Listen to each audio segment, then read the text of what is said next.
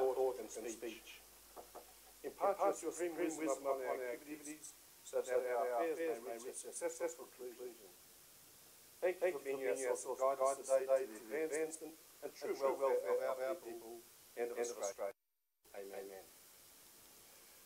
We acknowledge the traditional custodians of this land and pay our respects to elders past and present. The Armidale Regional Community pays tribute to their love of land, love of people and love of culture. We all share the beauty of this land, the richness of soil and the uniqueness of wildlife. Let us walk together in the footsteps of love and understanding. While valuing diversity, let us share the same hope for a better future. Now, this meeting is being audio and video recorded, and the recordings of the non-confidential parts of the meeting will be made available on the internet. No one persons are permitted to record the meeting unless specifically authorised by Council to do so. Regarding have your say, all speakers are requested to ensure their comments are relevant to the particular agenda item. The chairperson may withdraw the privilege to speak where a speaker makes personal remarks or criticisms or uses abusive or inappropriate language. Speakers do not enjoy any special protection arising from comments made during council. Meetings and should therefore refrain from making defamatory remarks or personal defamatory statements against any individual. May I ask you just to remain standing? Council, before you begin the meeting, I'd like to recognise the work of the late Gabor and what he has done for Armidale Regional Council and the wider community. I would like to ask Councillor Diane Gray to say a few words on behalf of the Council. Victor Moore, a man of many talents. Most of he was innovative thinker and a leader in the community. His willingness to work with council, finding positive solutions to ensure sustainability for the cattle and sheep industry for our region is only one example of his leadership. On Saturday, about 10 minutes before giving the Chairman's welcome at the NIAS Awards, I heard the news that Vic had passed away after being hit by lightning.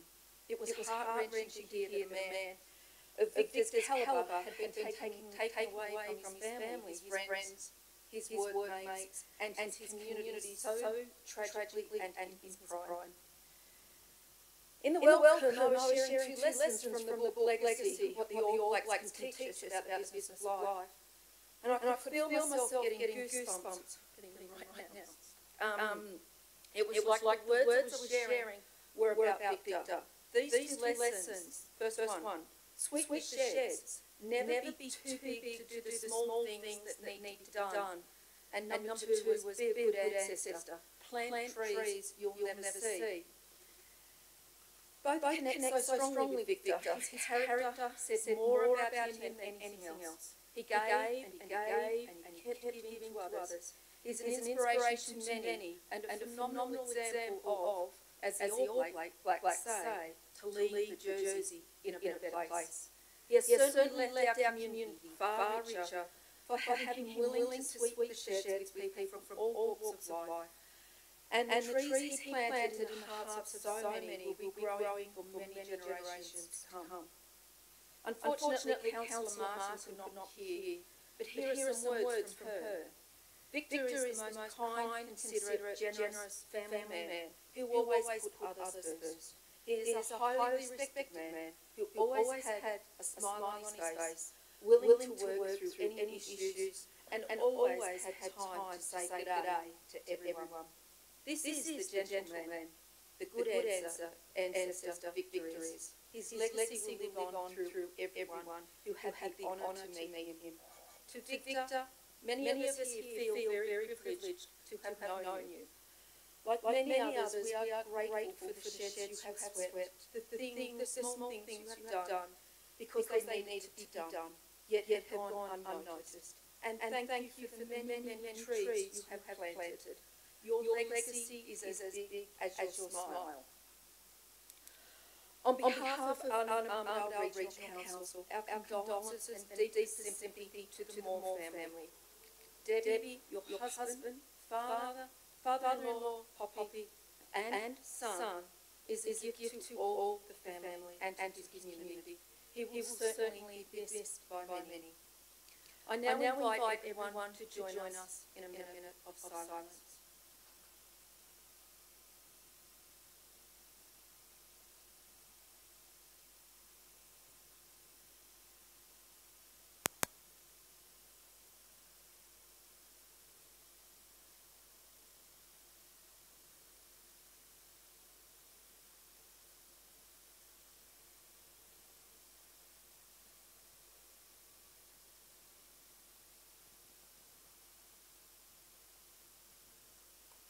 Thank you.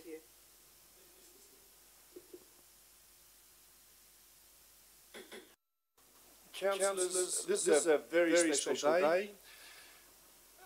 We have a number of awards to give out to some special students that have been working on the street art for the Guyra Main Street. And I would like, therefore, to move that we spend standing orders for presenting these awards. So could I have a second, please? Councillor Morat. All those in agreement? Agreed. Thank you.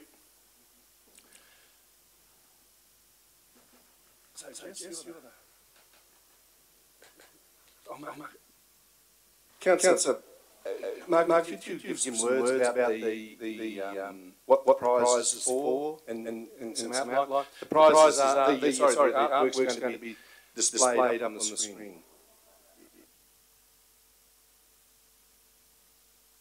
Sorry, are the young people in the chamber?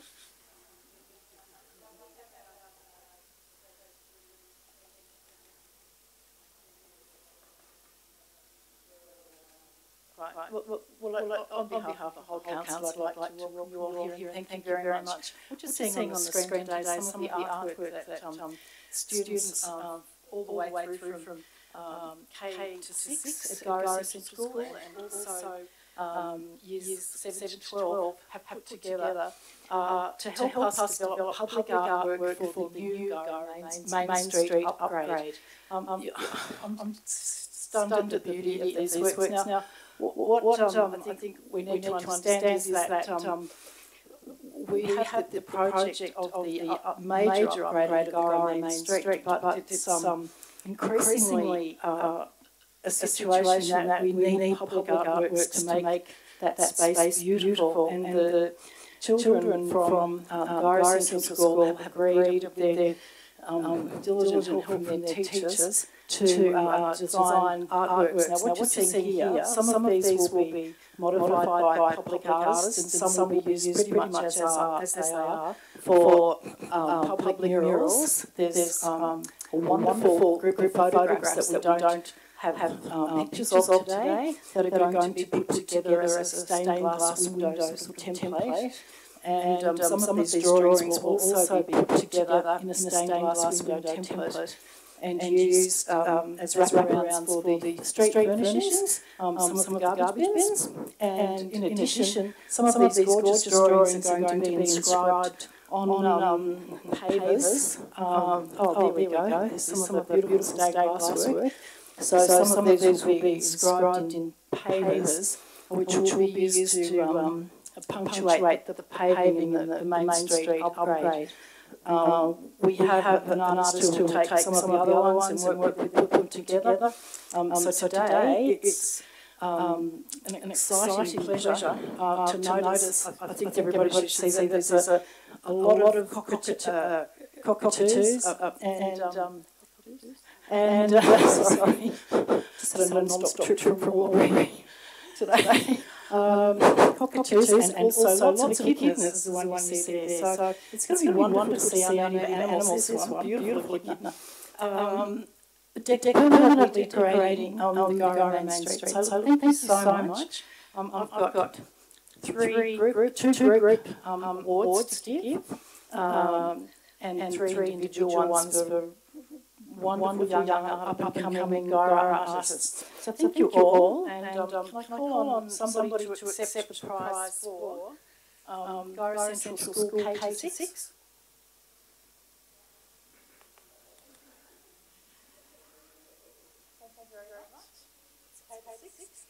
Then we've got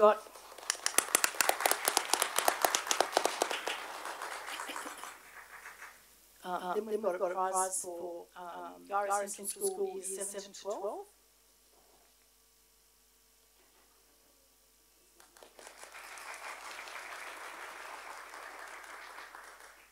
And then our emerging street artist, Bronte Stanley.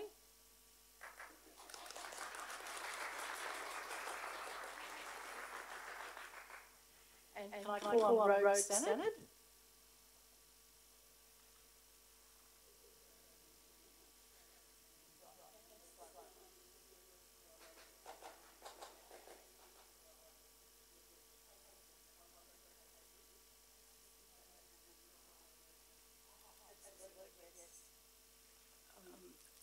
I'm just asked to acknowledge the work that case artists, Kay Smith and Brian Irvine, have put into working with the students to develop these beautiful images. They're so gorgeous. Thank you so much. And our last individual prize winner is Colleen Pearson.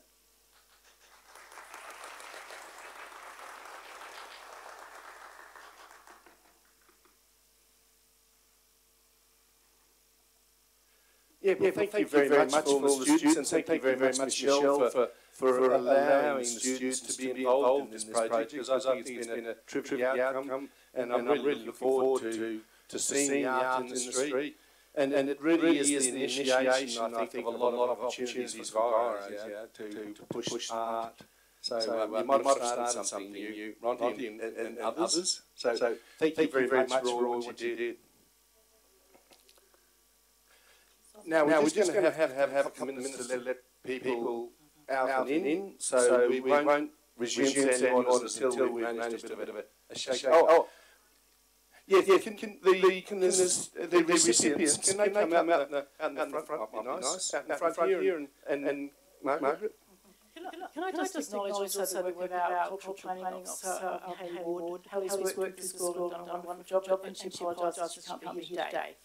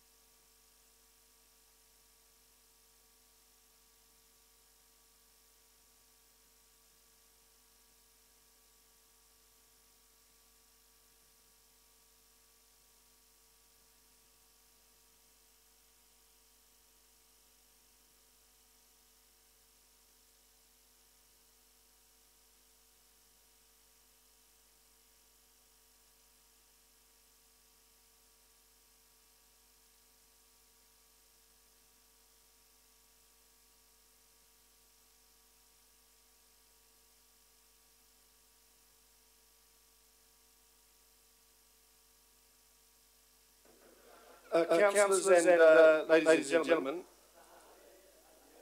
we've got quite a crowd here, so I will ask all of those viewers, please be respectful and not to interrupt the council meeting. The only people that can talk are the councillors and the people who have been registered to have their say.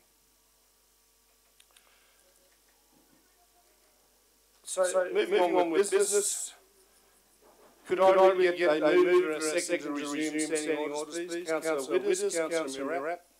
Those in favour? Now, do we have any apology? We have one apology, and that's from Councillor Lily Martin.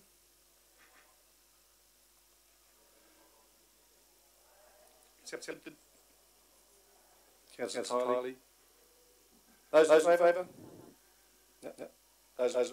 Good. Disclosure and declaration of interests. Do we have any? People in the background, could you be quiet, please? We've still got to run a meeting, so if you don't mind. Any declarations of interest or disclosure? Nope. Now we have two people that have your say.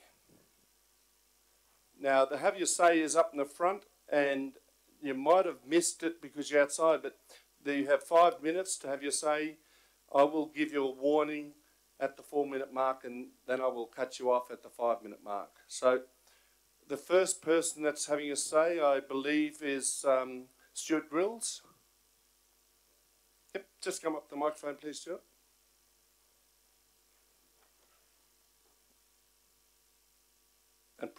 And press the right-hand button, please.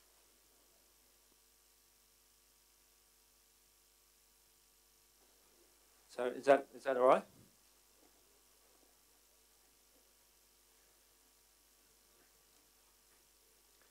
Mayor, Councillor Murray, councillors, ladies and gentlemen.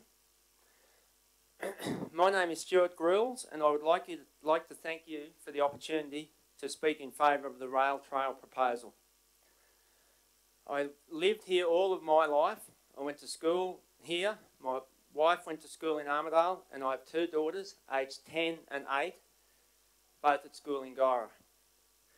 We're rural ratepayers of the new Armidale Regional Council.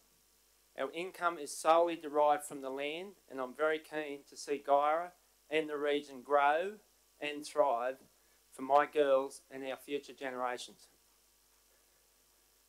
I would like to clarify that I don't ride bikes with the local groups. I'm not a cyclist at all. The bike I take when we travel costs me $90 from Big W. I'm purely looking at the rail trail as an economic driver for the entire region. I've seen the ups and downs in Guyra, from the abattoir closure to the development of the tomato farm and everything in between. Our region has so much to offer, from national parks to trout farms and amazing fresh produce. Our climate, with its distinct 4 seasons, along with our strong agricultural enterprises and diverse range of innovative businesses. I believe the rail trail can build and enhance on our already strong region. In the past 2 years, we have travelled with our caravan through Queensland and recently to WA. Through our travels, I have seen huge benefits that tourism can bring to regional areas. One example is the small town of Peterborough in South Australia. We stayed there on our way back from WA in a small campground on the edge of town. The night we were there, another 21 caravans joined us, and after speaking to locals and grey nomads the next day, that was a quiet night. Thanks to the council encouraging travellers, they regularly get up to 100 vans in the 2 free camps in this little town. Peterborough was struggling with a loss of population and a lack of jobs, until the community, along with council support, decided to focus on tourism. The locals and caravanners I spoke to were very supportive of what the council has done, and most of the caravanners were staying for a few days. Just last Sunday, I drove past the Mother of Ducks Lagoon campsite, and there were 17 caravans and campers there. The rail trail would give people another reason to come to our region and, importantly, stay here for longer. The rail trail will generate growth in new and existing businesses and give people confidence to invest in our region.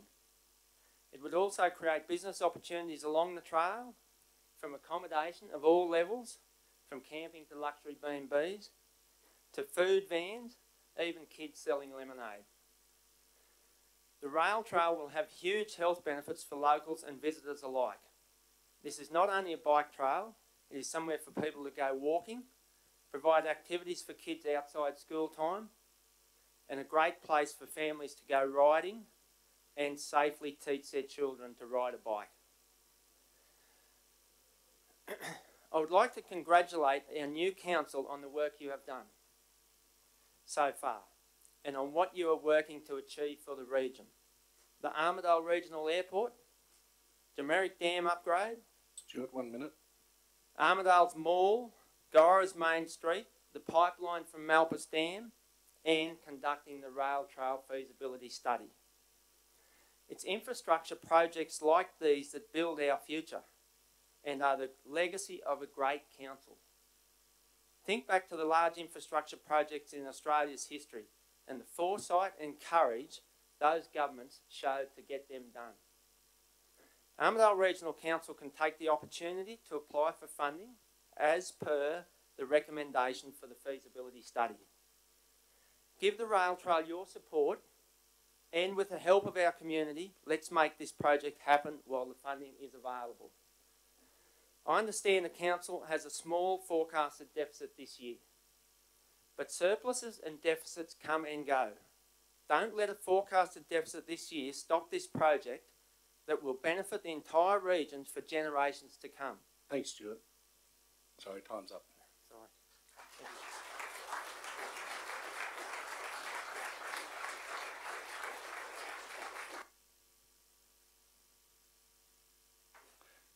Thank you. Our second speaker is Richard Post. Against Richard, you've got the 5 minute with a 1 minute warning. Councillors and gallery, thank you very much for the opportunity to speak. I'm here to speak positively and in favour of a recommendation for a rail trail. My name is Richard Post. I'm a local farmer in a family operation, and my wife is the 6th generation to breed cattle and sheep on our property. I don't own a bike, my kids do. I would if a rail trail existed so I could ride with them. I just want what's best for Guyra and our region. I have visited rail trails in Australia and overseas, including the Otago Rail Trail in New Zealand. I've seen firsthand, they transform communities, they drive local economies. The opportunity we have here today is very powerful and extremely significant. I do become frustrated by opposition to rail trails from people who have never visited one. I want activities to do with my kids that are accessible and affordable. I love rail history. I wish to show my kids that history. But I will never take my kids, aged 6, 4 and 2, on a light traffic road from Ben Lomond to Black Mountain with cars and trucks and other traffic. I can say firsthand, we've had over 12 families visit us Richard, from the city. Can you speak into the mic? We've had over 12 families visit us from the city in the past 12 months. Every one of them would have used a rail trail and extended their stay to do so. Regarding community support, I was at the community meeting late last year. There was clear support in the local community for this, and the report makes that clear. On biosecurity, I know a bit about this being a stud cattle breeder. Our operation is rated JBAS 7 and will soon be upgraded to JBAS 8, amongst the highest rating possible. In my experience as a farmer, and as someone who has been on several rail trails, the biosecurity issues are far less on a rail trail than any public road with cars, livestock, trucks, etc. I'll give an example about the Otago Rail Trail where my wife and I visited and rode its entire length. There was a great video of a farmer in 1992 at Wedderburn who owned both sides of the railway for several kilometres. And when the rail trail was first announced, he predicted a lot of issues: biosecurity, stock theft, fires, rubbish, animals being disturbed, what have you. Sound familiar? Fast forward 20 years, this same farmer speaking passionately about how none of his predictions were correct. Instead, he boasted of the significant benefits to his community. The population has grown, the school has reopened, 2 of his kids have returned home directly due to jobs created by the rail trail. Wedderburn in New Zealand 20 years ago is like Black Mountain and Ben Lomond is today. Wedderburn is not like that now. In my opinion, a rail trail in the New England has all the ingredients to be far more successful than that of even the Otago rail trail in the remote South Island of New Zealand. It drives traffic. It boosts our existing events, which I would love to see, given I'm the president of the local Gyra show. Now, financial and funding concerns. There's $6 million here just to be spent on this little section. That's $6 million to be spent in our region during construction. $6 million that's not coming from the Armidale Regional Council. $6 million that will flow for future generations positively in terms of financial, social, community health and benefits. That's $6 million that we could have the next few years as we recover from a crippling drought. The maintenance costs, I would remind you, are relatively insignificant. It's several years until this is built, and even then, the maintenance costs are very, very little in that first 5 to 10 years.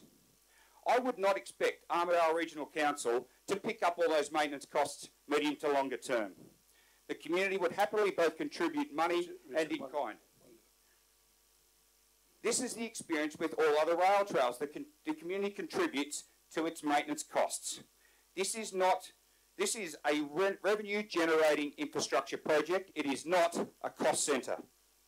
In closing, I urge councillors to seriously consider voting in favour of this golden opportunity due to your own economic development strategy, the recommendation of the Regional Growth Advisory Committee, the Southern New England High Country Regional Economic Strategy, and finally, because our regions and the family want it and need it. I urge you to unleash the opportunity.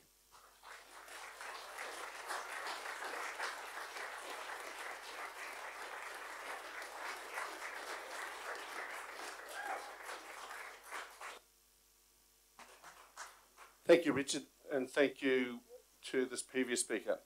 Now, moving along, confirmation of minutes. You've all had a chance to read those, so could I have a mover and a seconder, please? Councillor Murray, Councillor Gray. Are there any corrections? Once more? No, therefore I'll put that. Those in favour? Passed. There is no mayoral minute, so there is a notice of motion. There's a supplementary one that came out for Councillor O'Brien.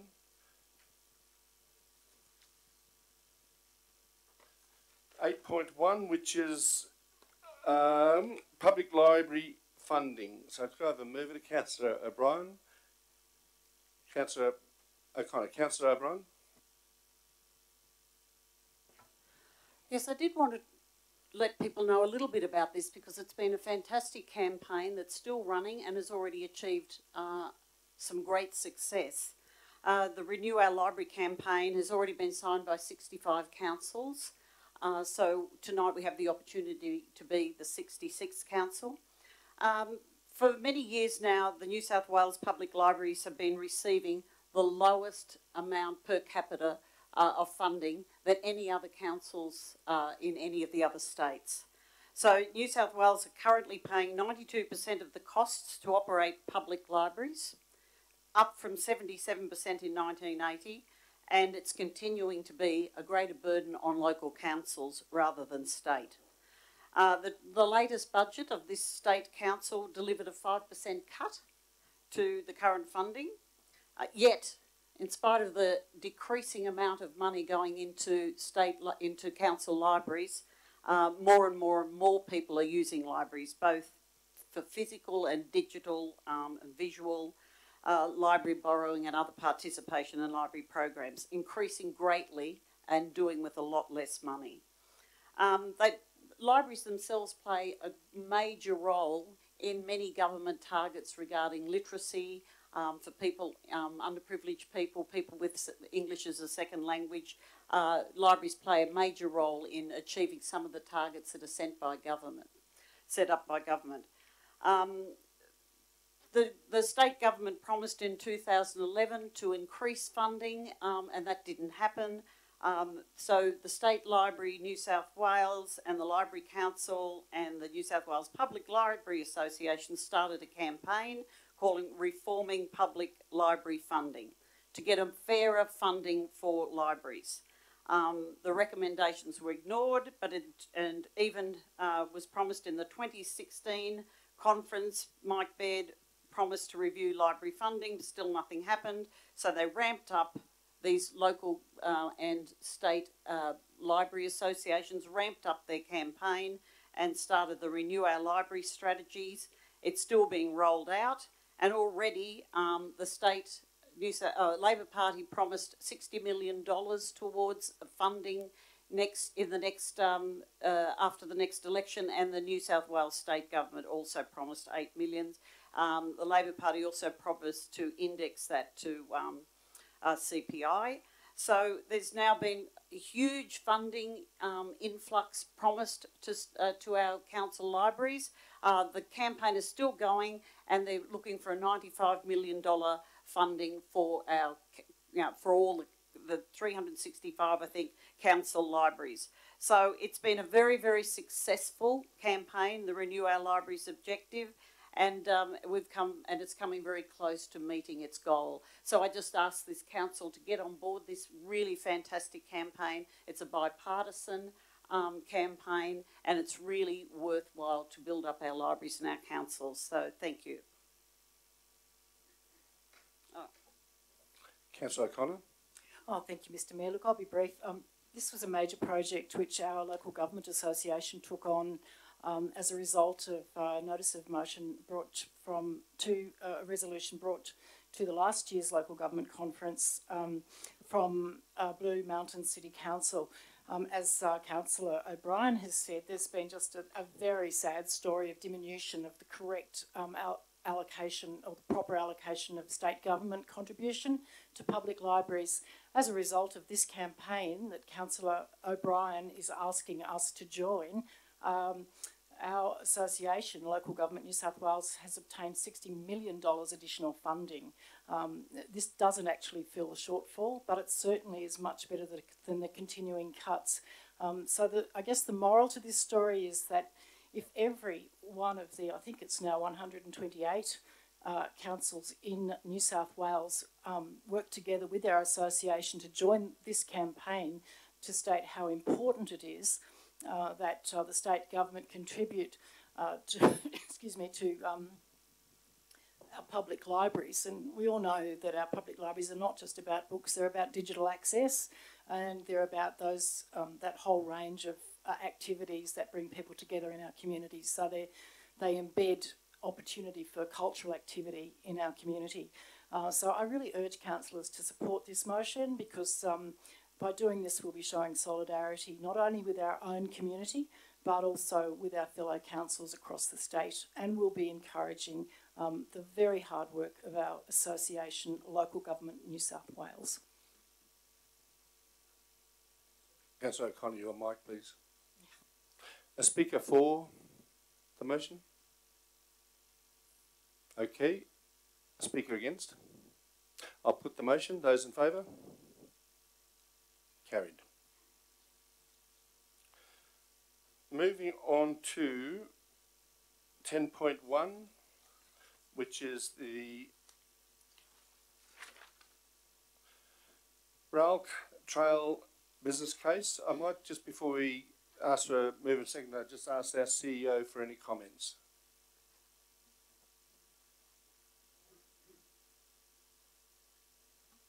Thank you, Dr. Mayor.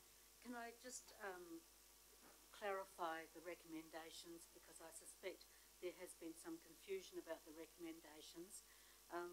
The recommendation is broadly to seek the Council's support and endorsement for the concept of a rail trail, and it is not, and the report that has been put before you is conceptual in nature. Before any business case is undertaken, a full business case will need to be taken to understand the investment and the return on investment, both from a financial sense as well as an economic model sense. Before that occurs, we would have to have, as a those two items from the state government or indeed some other body. Thank you, and I should have welcomed you to Guyra, the first time at a council meeting in Guyra for our new CEO. So, can I have a movement, please? Councillor Bailey, Councillor Gray. Councillor Bailey?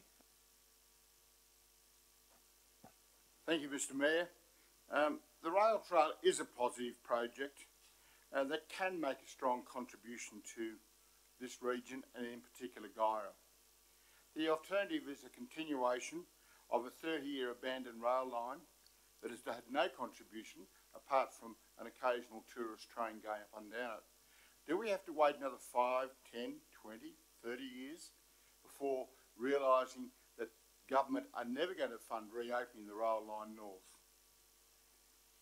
I commend Dr. Taylor for providing the initial impetus to get the New England Rail Trail movement going when he provided the letter of support.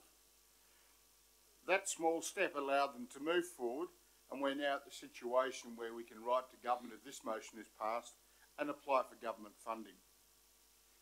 It is not an either-or situation. We're not in a situation where if we apply for this funding, that would deny us the right to extend the runway at the airport if we decided to do that in the future, or it wouldn't deny us the right to do enhancements out at Jimerick Dam. For once in my lifetime, the state government is flush with money, and they have project money available for all sorts of projects. It's up to us to go forward and say we are interested in the case and move forward. Alternatively, we must also recognise that this project is supported by the Guyra Chamber, the New South Wales Farmers locally, and the Guyra Aboriginal Lands Council. These are community groups inside Guyra. The discussions that I've had with the New England Rail Trail Committee has indicated that they are very confident that they can help cover some of the costs. Indeed, I had a phone call from a major landholder along the rail line who owns 5 kilometres frontage, and he said he is already spraying for weeds and keeping an eye on the fencing, and he will continue to do that. So there are many positive contributions this can make. This is a tourism project, and we know that given the right impetus and the right opportunity, Guyra is probably the best self-help community I've worked with in a long while. Let's give them the opportunity to move forward and make this project a reality. Thank you. Councillor Gray? Before I talk for the motion, I'd like to suggest an amendment, and I do have a copy, just to clarify your comments, CEO. I might just give that to you, Jess. It'll help you. It's the unfolded.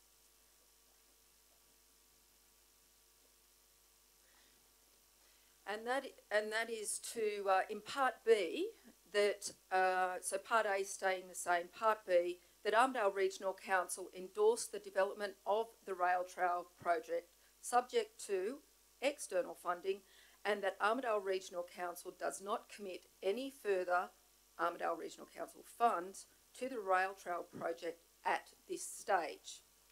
And then to add in another one below that, which would then become C, that when appropriate external funding is available, Armidale Regional Council will commission a business case that details financial and economic modelling of the rail trail project.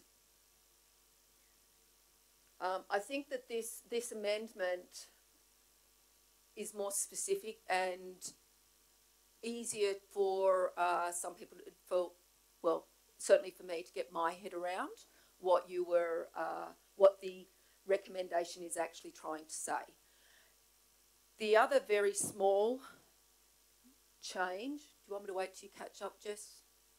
No, is in the last point, right down to that Armidale Regional Council commenced discussions with Glen in a Severn Council, and in the second part, determine a plan to develop for the development of the rail trail and the prioritisation of the of each of the stages, and then just adding subject to clause B. Do I have a seconder for that amendment?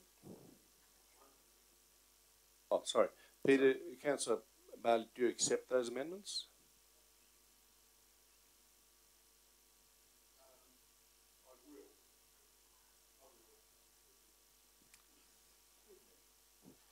So, Councillor Gray? Oh, hang on.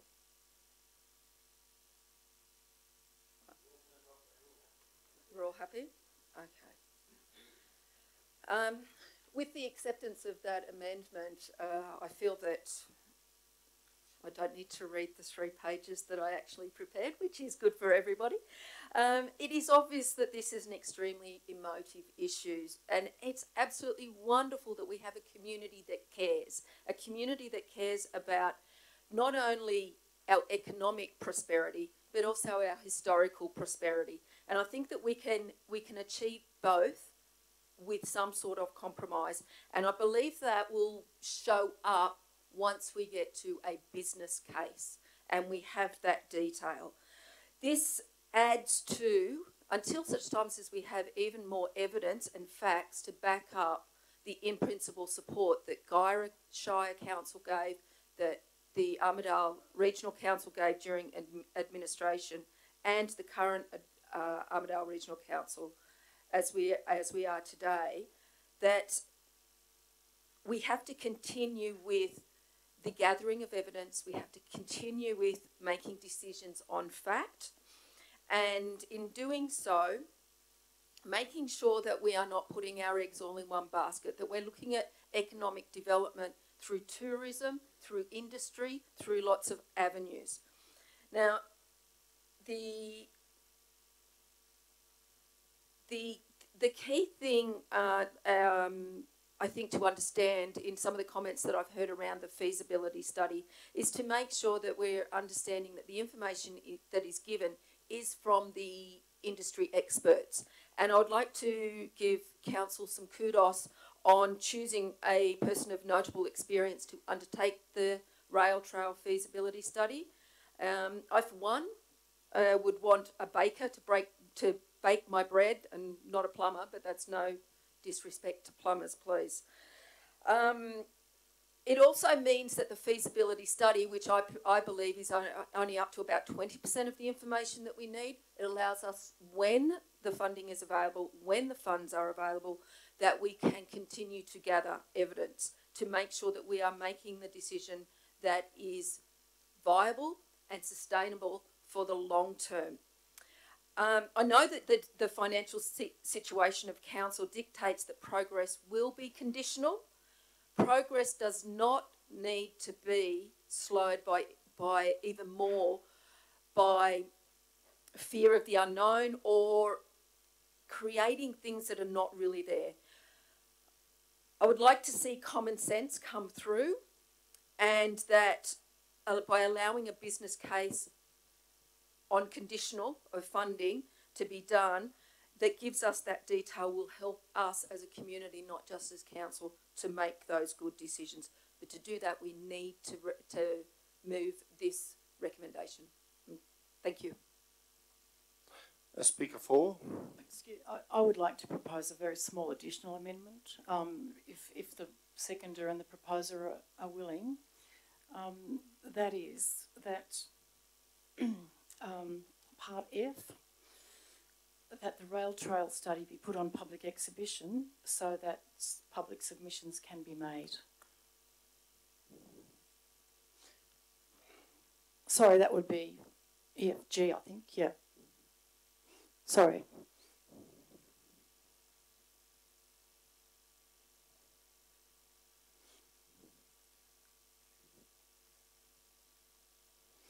Do you wish me to speak to that? Just a minute. When it's up so we can see what it is. Okay, thanks. So, Councillor Bailey, do you accept? So I'll need a seconder for that.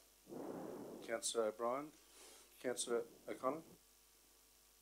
Yeah. Do you want me to speak to it? Yeah. Oh, look, I think it's pretty self-evident that this is a very big issue, and I'm really sensitive to the heartfelt comments that have been made in the Have Your Says today. And I really commend the Guyra community for the forthright way in which they've been pursuing this development. However, the impacts of this are not just in Guyra, and I think it's appropriate that we do, as a council, keep faith with our motion 318 of the 28th of February, which did undertake that we would consult with the community once we'd done this fact-gathering exercise, which the Halliburton Rail Trail study represents. I think we really need to keep faith with the community in asking their opinion. And it's clear that we've had one, very coherent side of the case put, but it's important that we listen to everybody. And I don't think that anybody who's in favour of this project should have anything to fear from this small amendment. After all, I mean, it's just asking for a range of views. Anybody wants to make their piece, be able to make, well, what I actually had was put on public exhibition so that submissions can be made.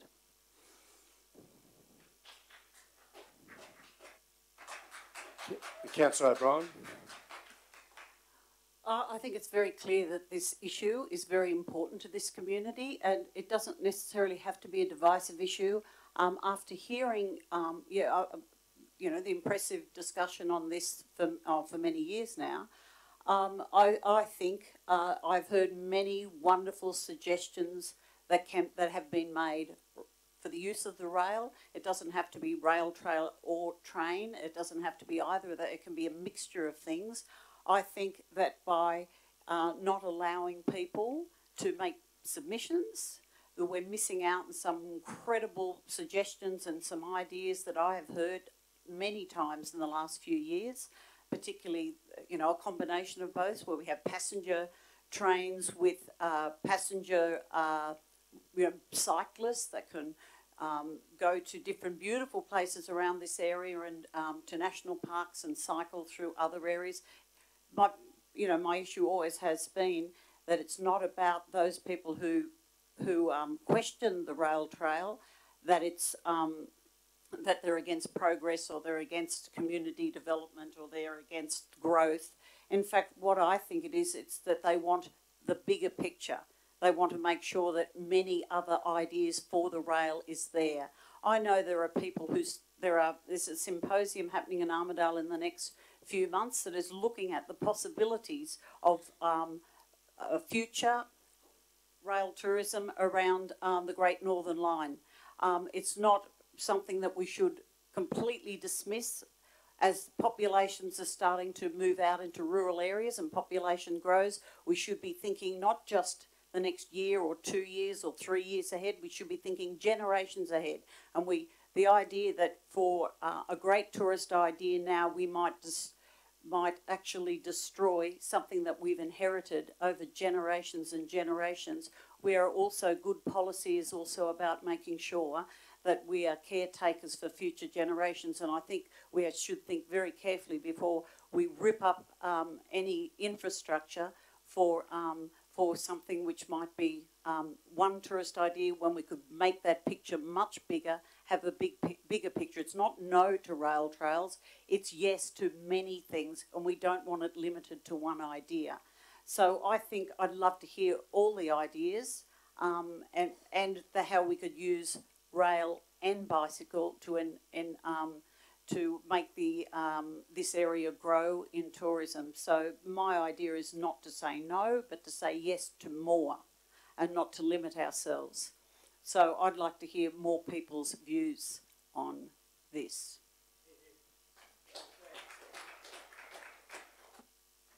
Speaker 4. If we put in part G there, it sort of conflicts with some of the, you can't go out for public consultation and then bring that back to council and then proceed with the other items there. So I think G is not suitable in that location, and maybe another motion needs to be put of some description. Let's deal with this one. So Speaker 4. Speaker against? For? For? For the amendment. Yeah, for the G, yes. I'm seeing, in my perspective, if this goes on public exhibition and submissions can be made, It's information that may be sought that will actually assist with a business case in the modelling. And as long as the submissions is constructive and purposeful, I think that it could add value.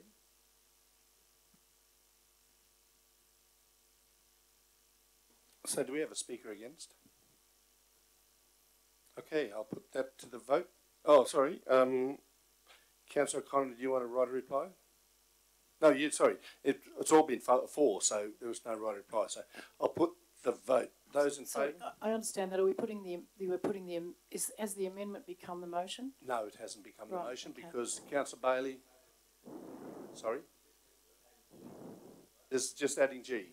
Yes. Councillor Connor, you turn your mic off, please. So, a show of hands, those in favour of the amendment. Against the amendment?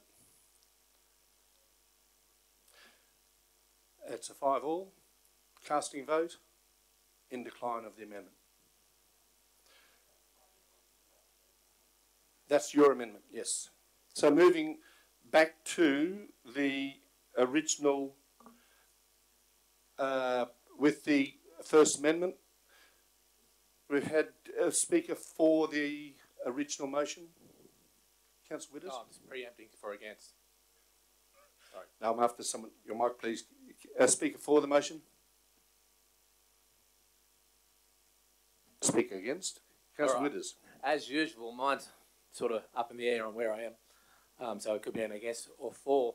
And I'd like to thank the CEO for clarification on around a few issues, and also the other councillors have made me sort of change a little bit of my thinking.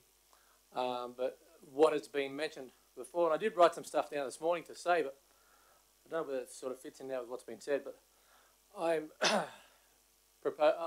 going to say that I'm, in regards to anything to do with the rail corridor, because I don't have all the information on all the possibilities on what the rail corridor can be used for, which is what I'd like to see.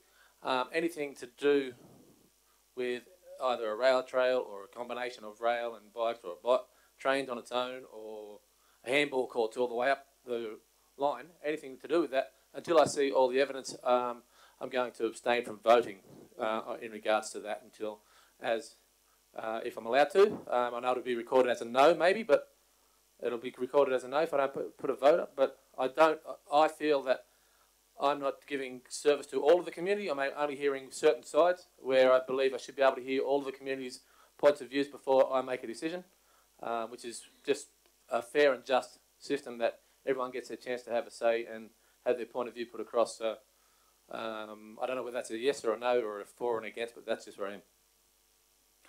Councillor Widders, if you wish to abstain, then you should take a trip to the toilet during the vote. So, a speaker for the motion? Okay, the right of reply to Councillor Bailey. Thank you, Mr. Mayor. The rail trail project is now soldiered on for a long period of time. I think we all are well aware of the opinion of both sides of the argument. I don't think we need any further information. I don't believe that it's ever going to be possible to reopen the rail line north for some kind of tourist train, because you're talking large amounts of money to have enough strength in the rail line to reopen it even to Tenterfield. It would be huge amounts of money, and I don't think that the state government or a federal government would ever consider that sort of project. But what I will say is that this is a now project. You look at country towns now, and I've just come back from Albury. There are empty shops in Albury. There are empty shops in Guyra. There are empty shops in Armidale. There are empty shops in Glen Innes, Inverell, everywhere. This is a retail measure we can help move forward with to revitalise Guyra. We can hopefully get some new cafes, some more B&Bs happening here. And I think that's the sort of initiative we need to follow, not sit on the fence for another 12 months whilst we wait for another report. We've got to begin to make forward and move forward and make decisions. So that's my right reply. Thank you, Councillor Bailey.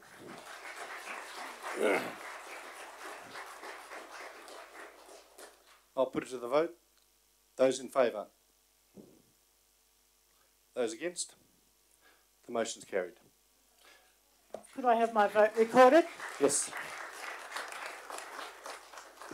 Councillor O'Connor, you turn your mic off, please.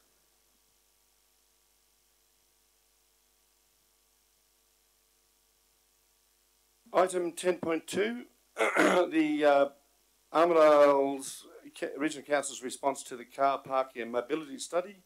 I might just ask our CEO to provide comment before we put it to the motion. Thank you, Dr. Mayor. Yeah. If I can just preface your consideration of this item by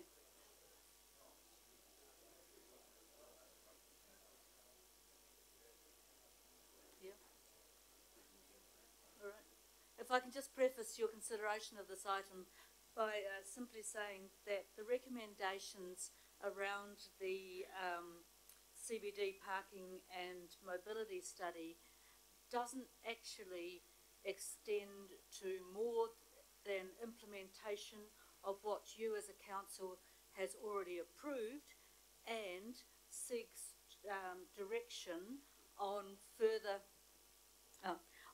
work to be done around a number of items.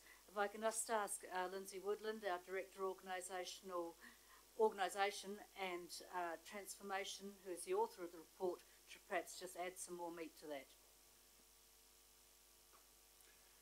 Thank you. And through the CEO, just need perhaps a little bit of order.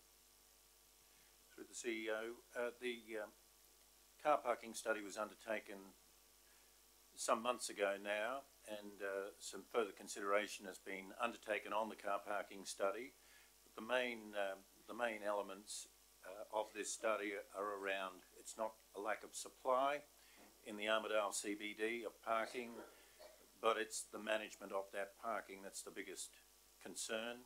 And there are things, it's council's responsibility to manage the parking, and there are several things that are ideas and concepts that are raised in the report that provide us to undertake a range of initiatives to improve the management of the parking. I need to just stress that we as council officers need to work closely with the two major shopping centres in Armidale CBD, the Armidale Plaza and Armidale Central. We've already had very early discussions with Armidale Plaza, and they're willing to work with us, and we'll, once we get some sort of direction today, we anticipate to go back to both of those shopping centres, work closely with them to further develop our thinking and to ensure that we're not addressing one problem here only to create another problem in the shopping centres. So that's the approach we'll take. I think the report is pretty clear. If there are any questions around the report, I'd be happy to answer those for you.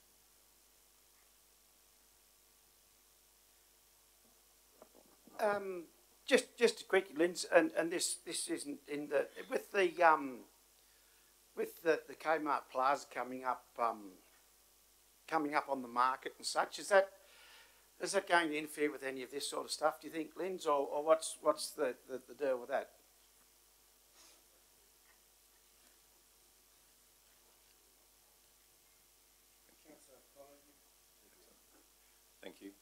Thank you, Councillor Glantley, and through the CEO. I don't believe so, and the potential sale of the Kmart Plaza may take months and months and months, if not years, to go through. I'm not really across that commercial transaction, but it's the manager of that shopping centre who has actually approached us a couple of times to talk about the parking study with us, and we believe those conversations can still proceed. Any other questions? Councillor Connor? Thank you.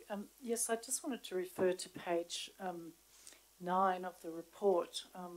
Mr. Woodlands, you state here that council has shared the report on the car parking and mobility study of Armidale's CBD and provided a presentation to the Business Advisory Committee and to councillors. Had a recent councillor workshop.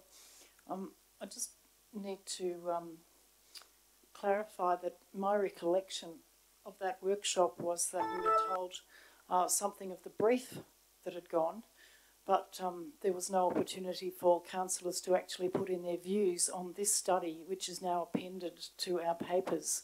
And for that reason, there's so many questions that I have in relation to the study. I will be unable to support it because A, I've not been briefed on it and had the opportunity to ask all of those questions that I think I need to ask, given that I'm one of two councillors here who was very involved in the community debate, and it was a very hot debate back in 2012 when the electronic parking was first introduced, in which I understand the report from King and Campbell sort of mixes some of the Luxford report, which was antecedent to the implementation of the first electronic parking, which caused a lot of grief at the time, but people have settled down with it. This report is drawing on some of the rather dated material and seems to be mixing it with more recent material from the King and Campbell study. So given that I don't feel it's quite accurate to say that councillors have had the opportunity to really investigate and discuss this study with staff, I feel unfortunately unable to support it. Thank you. Okay, we'll move forward. Can I have a mover? Councillor Tiley, Councillor Galletley, Councillor Tiley. To say too much, this has been on the go for a long time. It's been a very exhaustive process.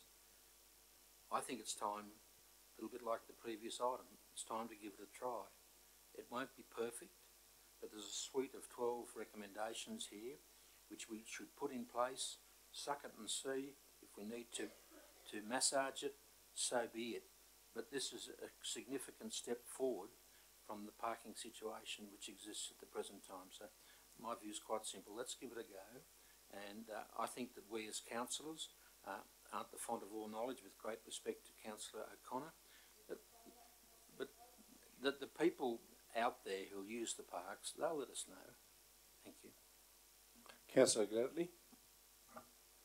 Mine was along exactly the same lines as that, so I've got none to say, but I think it sums up. Yes, we won't get it 100%, but if we can get 90%, we're going to be happy, I think. Thank you. Speaker for. Speaker against. Councillor Robinson. I'd actually like to move an amendment, if that's possible. And the amendment is that instead of 3 to 6, we replace those with council undertakes a detailed review and community consultation of the duration of parking periods, proportion of off-street and on-street parking, and enforcement, including upgrades to the detection system. So community consultation of the duration of parking periods, and then next line, carrying on, proportion of off-street and on-street parking. So parking periods, that just goes before, throughout the CBD. I have, but not on paper.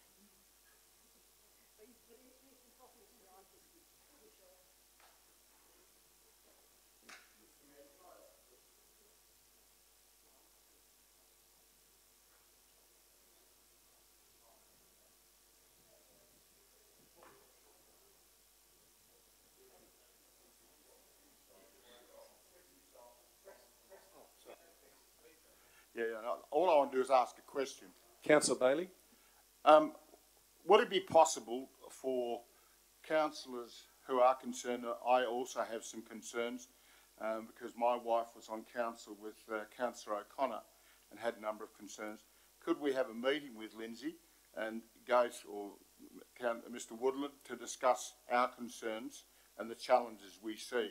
I don't want to go back for more community consultation, but I would like to be able to sit down, if that's agreeable, with the executive staff just to give our feedback. That can be arranged, but let's deal with the motion that's on the table, well, once we get the amendment.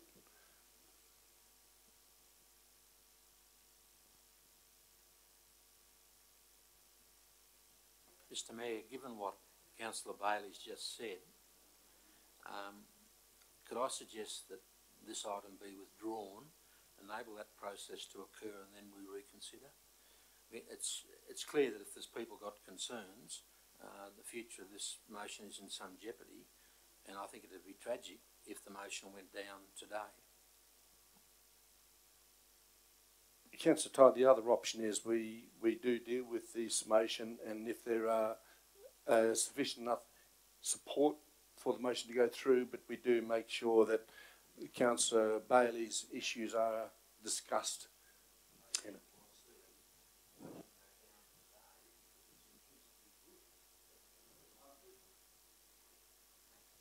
Yeah, I mean, I'd just like to note that I'm in support of the arrangements that Councillor Bailey has suggested. I mean, I don't want to make trouble. I just think there's issues here that relate to the community, and I would like to be able to communicate them in a sensible fashion. Councillor, I might just ask our CEO to clarify a few points here. Councillors, can I just confirm that we are planning a workshop with the councillors next month, November, around a number of planning instruments and plans that have been developed, such as the City Activation Plan, the Demerit Creek Master Plan, leading towards a full Armidale Master Plan, into which this parking and mobility strategy will have some input and should ideally support those other plans. So if you like, we can cover the parking and mobility study in the context of an Armidale Master Plan.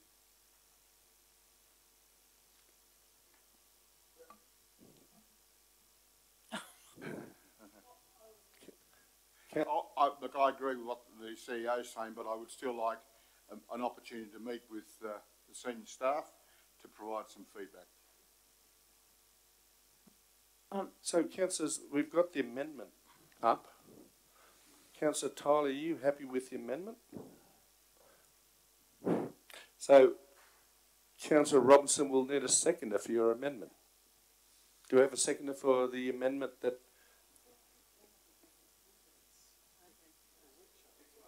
I'll move.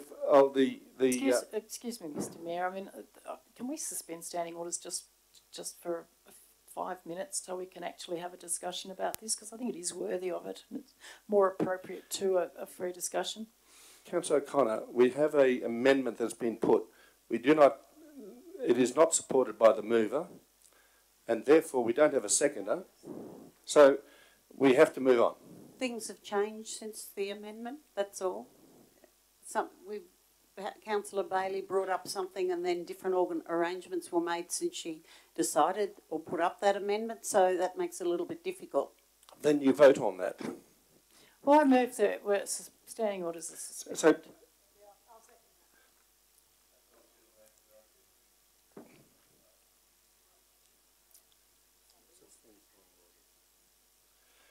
okay, I'll put that to the vote. Sorry, Councillor. You can only have one motion on the floor at a time. You've got to dispense with the amendment before you can accept what the council wants to do. Well, that's right. So there's no seconder for the amendment. So well, the I'm amendment happy is to lost. second the no, amendment. I've called it. I'm happy to second the amendment. So we go back to the original motion.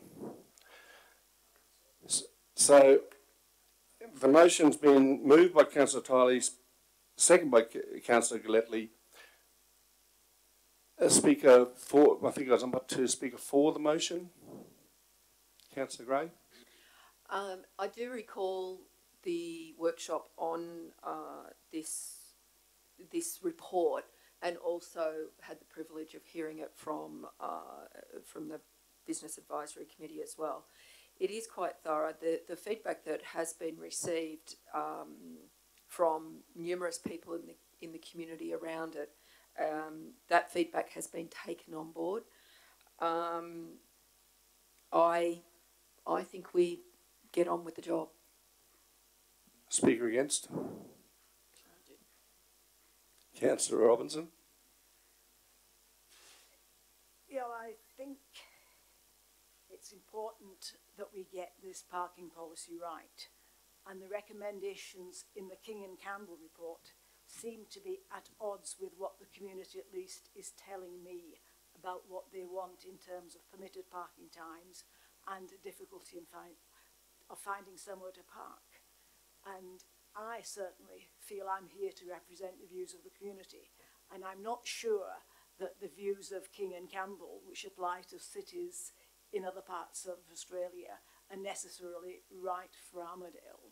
Just because something happens somewhere else doesn't mean it's right for Armidale or it's best for our CBD. So I really think it's important to get the community consultation on this rather than just relying on what King and Campbell have said. And therefore, let's have the community consultation. Let's find out really how difficult people think it is to park and really how broken it is so that we can actually get the correct measures to fix it. Thank you. Mr. Mayor, a question, if Yes, I may, Councillor Tyler. of Lindsay. What's the extent of consultation been over the last 2 years on this matter? The consultation has been fairly broad. We've had, this was an output, in fact, initially it was an output of the Mall Vibrancy Plan, which was quite well consulted. We've had the Town Hall meeting, if you recall, Councillor Tiley, at the time when you were Administrator.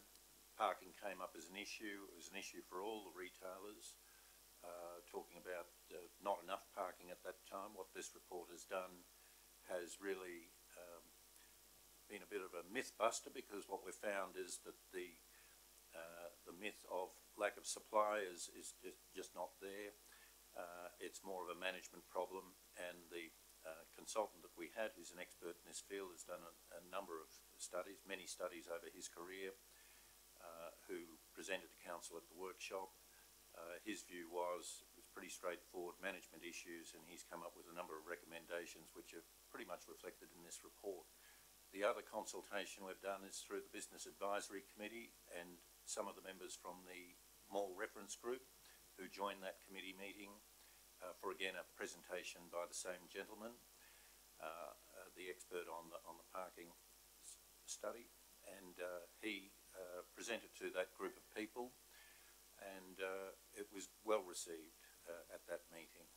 People were saying, yes, I thought that was the case, and people generally supported the recommendations. No one that I can recall was against any of the recommendations in that report. A speaker for the motion. Okay, I'm going to ask Councillor Bailey for, oh sorry, Councillor Tiley. Whoa, wrong. Councillor Tiley, any? Nope. I'll therefore put it to the vote. Those in favour of the motion? Those against? Do you want your vote recorded? Thank you.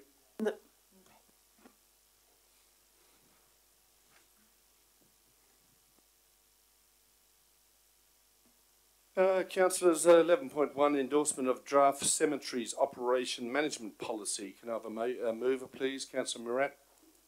Councillor, a seconder, Councillor Gray. Councillor Morat.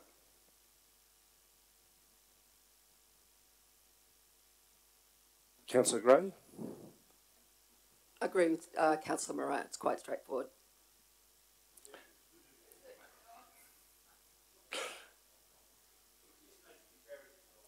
So, councillors, any person who speaks for the motion? Against? I'll put that to the vote. Those in favour? Carried. I'll move 11.2, Mr. Mayor. Just before we move, Councillor Tiley, I'll ask our CEO just for some clarification. Thank you, Dr. Mayor. I believe Ambrose Horman, I can't actually see him, was here to clarify and answer any questions that you may have. Is he hiding? Oh, there he is. And this was occasioned, I know Councillor Tiley had a number of questions about it, which I understand were responded to directly. If you've got further questions, the author of the report is here to answer any others. I've had email response to my 3 questions and I'm entirely happy with them. Thanks.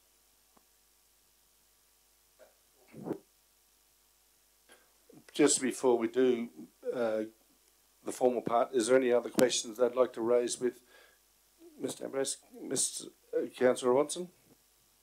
Yeah, one thing was I wanted to know about the shareway, and normally when such shareways are constructed, council is eligible for 50-50 funding from the RMS. If the developer is actually constructing this entirely at its own back, does that mean we'll forego the 50-50 funding? And how would that affect our finances? Mr. Ambrose. Councillor Robinson, your microphone.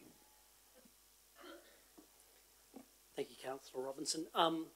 Yes, council can get funding, 50-50 funding for shared ways or cycleways. However, we are prevented for using contributions from developer contributions and RMS funding or state funding to build a piece of infrastructure. So what we would need to do is use the developer contributions for, say, half of the shared way, hypothetically. The other half, we would only be able to go for a 25% grant from, say, RMS, and council would need to fit the other, or find the remaining 25%. The state government prevents us using grant funding and developer contribution funding to fully fund an asset. Thank you. Okay, can I have a seconder, please? Councillor Morat. Councillor Tiley? Very brief. I congratulate the officer on a comprehensive professional report. I found some parts of it difficult to understand in terms of process. The response which we received today, as I said earlier, entirely satisfies my concerns. It's unfortunate that reviewing of the contribution plan in this instance has to be met at cost of council because the original plans were done from the merger fund. But that being said, I'm now a lot more au fait with the process and I'm very happy with the recommendations as printed. Councillor Morat? I totally agree with Councillor Tiley. Speaker for? Speaker against? Okay, this being a planning matter, can I have a division, please? So can you hold those in favour, hold your hands up. Oh, it's unanimous. So, did you get that? Yes. Thank you.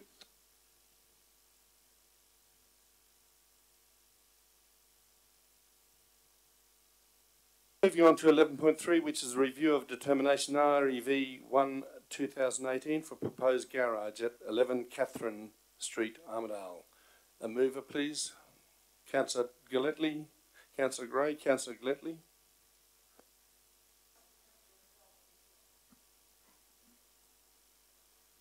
Yes. Councillor Robertson. Thank you. And this would again be a question through you to Ambrose, that this is a corner block, and I just wondered if maybe staff could outline what options there would be for constructing a garage beside the house that haven't been explored. Thank you, Councillor Robinson. It's actually not a corner block. No, it's one back from the corner of Markham and Catherine Street. And are there any options for constructing a garage that council would approve of? Yes, there are. There's room at the rear of the dwelling.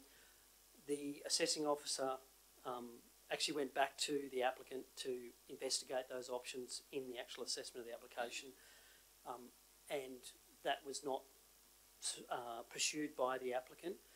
There are probably a more integrated design that we could look at that council would potentially be able to support in the location or close to this location, but that would be subject to a separate application now.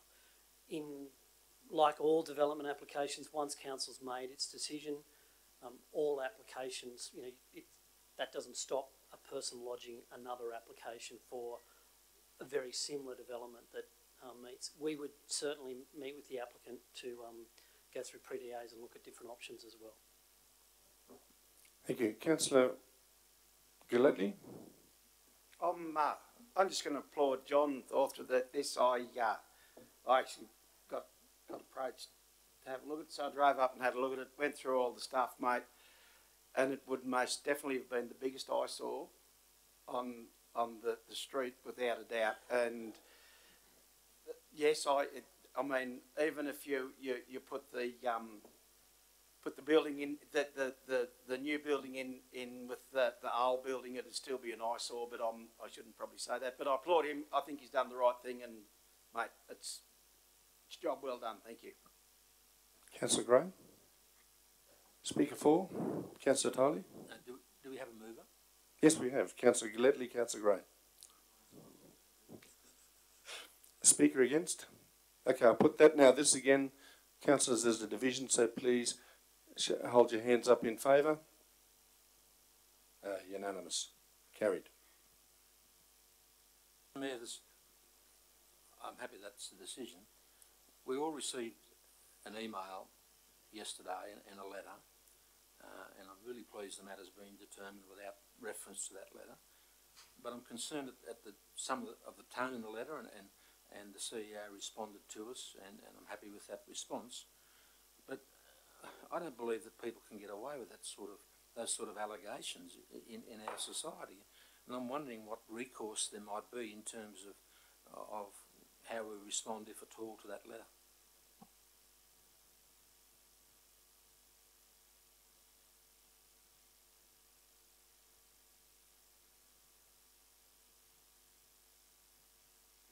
Dr. Mayor and councillors, I'm happy to investigate the allegations and respond accordingly to the writer of the letter.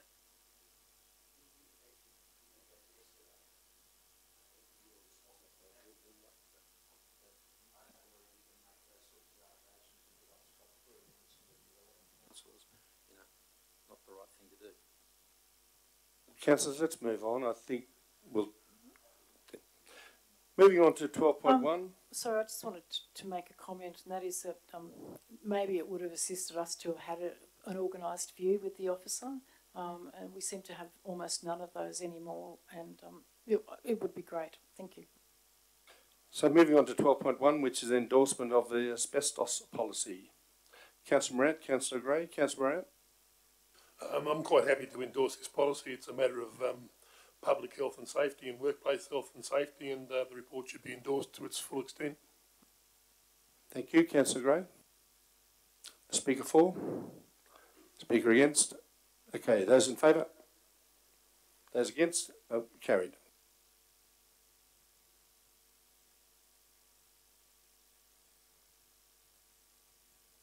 Now, items 13. Let me go back to that. 13.1 to 13.4, I was going to treat in globo, so if anyone wants to raise an issue on any particular item. Otherwise, I'll ask for a mover that we goes into globo. Councillor Morant, Councillor Gray. Those in favour? Before, Mr Mayor, Sorry. The disclosures need to be tabled somewhere. Are they? Under 13.2?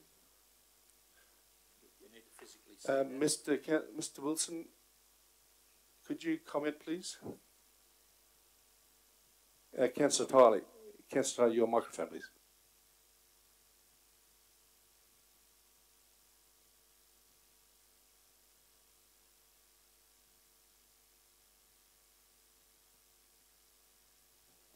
Very relevant point, Councillor Tiley, and what I will say, I apologise, having got back into the office late this afternoon. the register is still sitting on my desk at the Armadale office, so my apologies. Refer to the next council meeting. Those in favour? Carried. Okay, going back to El Globo, in Globo for the rest of them. Can I have a move and a second, please? Councillor Robinson, Councillor Witters, those in favour? Good, carried. 13.2 has been... No.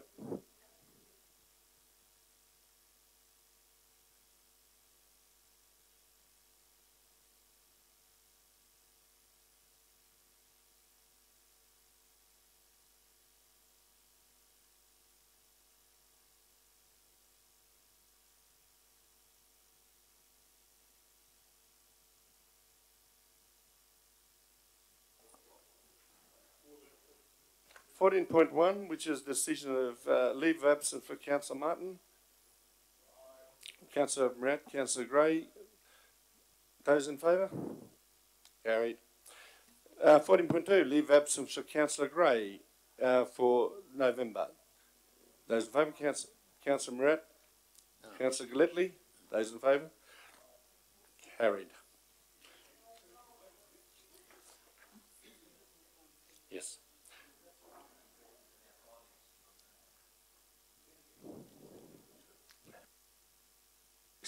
Can you, Councillor, can we just wait until we get through, we'll finish these two, and I'm more than happy to come back to that.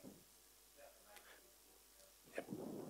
So, Councillors, we're withdrawing 16.1 to be done at another time. So 16.2, can I have a mover and a seconder, please? Councillor Gray, Councillor Morat. Councillor Morat. Any person wish to speak against? For? Okay, I'll put that to the vote. Those in favour? Carried unanimously. Now, Councillor, that's the end of the normal agenda, so I'll just, Councillor Tiley, if you have a comment. Could I raise something very quickly before Councillor Tiley takes his priority? Can we please ensure that question time does come back into the business paper? It's really the only opportunity we get is an opportunity to ask questions. I mean, most of the time I put them on notice, but every so often you don't get the opportunity. So can we please resume having question time for us at the end of a council meeting?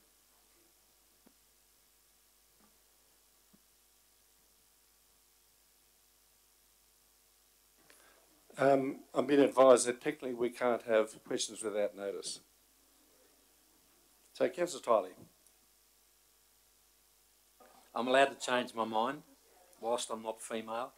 I'll go and have a talk. I'll go and talk. I'll have a talk to the CEO first. I just say this, that's a report about a very shallow period in time, the first 3 months of our financial year, and it deals in cash terms. It doesn't give us the starting point, the working funds accumulation. So it's really not as meaningful as it could be. But I'd love to talk to you some more about that outside this room. Thank you. Now, councillors, I would just get a notification here that the highway is still blocked, fatality, and that police expect to be reopened in about 1.5 hours. So 6:30 to 7 p.m. tonight to be reopened.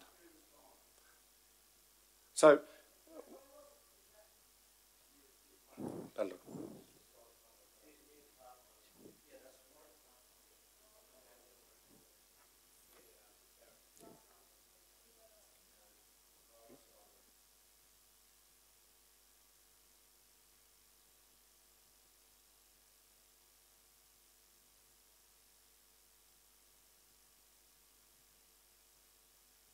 now, councillors, there is no people from outside council in the room.